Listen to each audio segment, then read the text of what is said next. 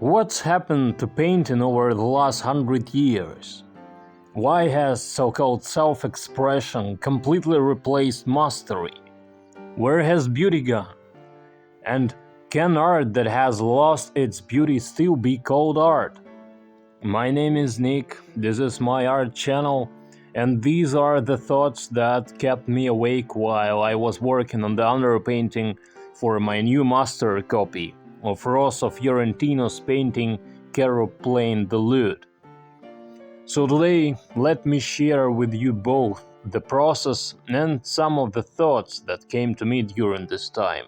For today's work, I'll need 2 colors of oil paint. I usually use burnt umber for underpainting, but this time I also have some burnt sienna on my palette, and I will explain why just a little bit later. So, 2 colors, burnt umber and burnt sienna.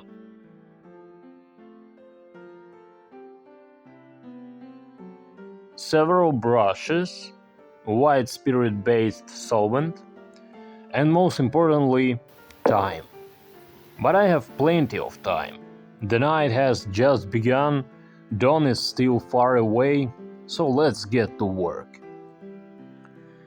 Before we get into the main topic of the video, let's discuss a few technical points. I already mentioned that I usually use burnt umber for underpainting, but today I will also need just a little bit of burnt sienna, because when I was studying the original, I noticed that despite the fact that the background of the painting is black, the reddish glow of the, how can I call it, of the undercoat is clearly visible under the layer of black paint. However, a logical question arises: why don't I just make an imprimatur of that color? I will try to answer that. The fact is that an imprimatur of this warm yellowy shade is more suitable for the cherub and the lute, at least that's how it seemed to me. Therefore, in order to find a compromise between the convenience of depicting the cherub and the lute on a light yellowish ground and the obvious reddish glow from under the black background, I decided to firstly apply an imprimatur of a mixture of yellow ochre and burnt sienna, and after it had completely dried, at the underpainting stage, to apply a layer of burnt sienna in its pure form in the areas where the black background would be in the future. It turns out that I will have kind of 2 imprimaturas, one on top of the other. I actually don't know how Rosso Fiorentino himself did it, but for me I found this solution. By the way, if you are interested in seeing the process of applying the imprimatur, there is a whole video about it on my channel, which you can watch here. My strategy at the underpainting stage is very simple. I cover all the shadow areas of the form with a layer of burnt umber, creating the correct tonal relationships. The same approach applies here as in watercolor painting. In lighter areas, I apply the paint more transparently, diluting it more, and in darker areas, I use less thinner, applying the paint in a thicker layer. In addition, I usually apply several layers of underpainting, deepening the shadows and refining the details in the second layer. Just let the painting dry a little between these 2 layers of underpainting, at least a day or 2, and use a quick drying medium, not linseed oil. As for brushes, I usually use 2 main brushes in my work. One with which I apply the paint directly to the canvas, and another dry one with which I blend it. This helps me to create smooth transitions and adds a sense of refinement and precision to the work.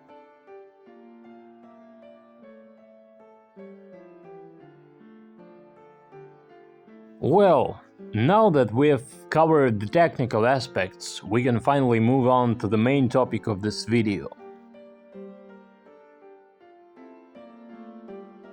You will probably agree with me that modern paintings don't evoke such strong feelings in us as the magnificent canvases of the masters of the past. There is no sense of admiration.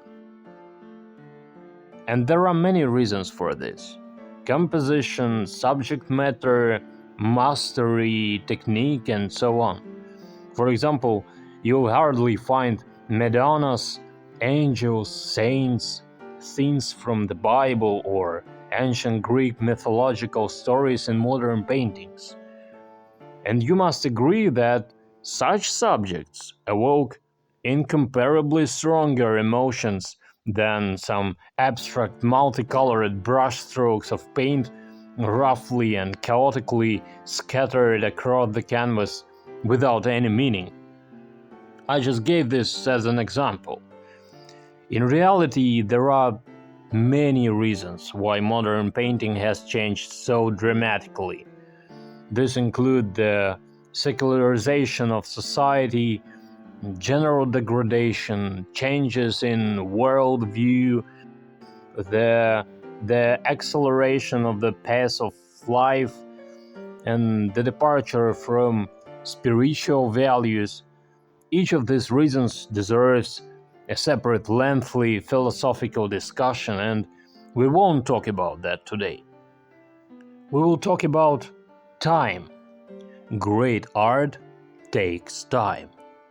And we have forgotten that. Our psychology has changed. We have come to perceive art as something fast, bright, and expressive. Take, for example, social media, which has played a cruel joke on us in this context. Cruel joke, really. Nowadays, everything is flooded with short videos, TikToks, Reels, Shorts, in which a painting appears on a blank white canvas for 30 to 40 seconds. And we kind of understand with our brains that this is time-lapse footage, that this is editing, that in reality the painting was not created in 30 to 40 seconds. Yes, we understand that. Of course we understand. But at the same time, a radical psychological shift is taking place. We begin to perceive painting as something very fast, like a game.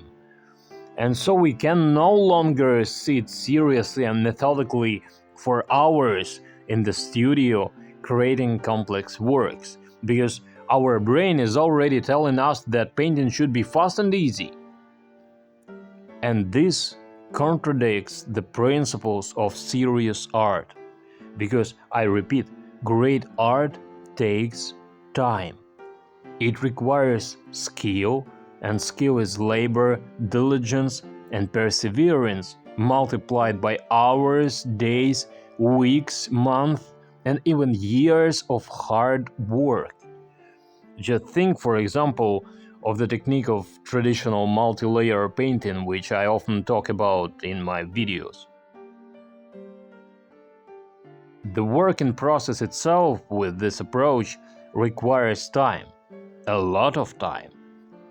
We work on preparing the canvas, that takes time. We let it dry, that takes time. Then we apply the imprimatur, that also takes time. Then we work diligently on the underpainting, again, that takes time. Then we dry the work again, and that can take up to several weeks. Thus, the immediate process of working on each layer, the process of drying the layers, and the process of interlayer processing all require a tremendous amount of time. And during this time we get to know our work, we studied, we kind of live with our painting and establish a personal relationships with it. Yes, all this takes time, without a doubt. But look at the result.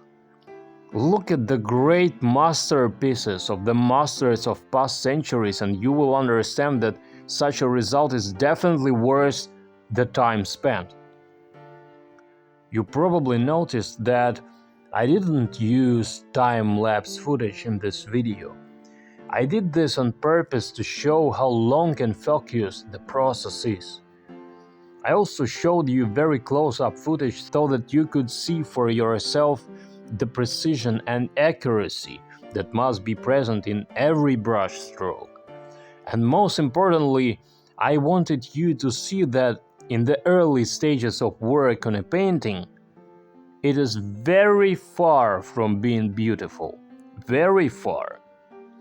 I just want to support you a little, cheer you up, and say that if something doesn't work out for you, or if it works out but not quite the way you would like it to, don't be upset and don't despair. You just need more time. Because the secret of mastery lies in the time we devote to this craft. Remember that great art requires a great amount of time. That's my opinion. You may not agree with me, of course.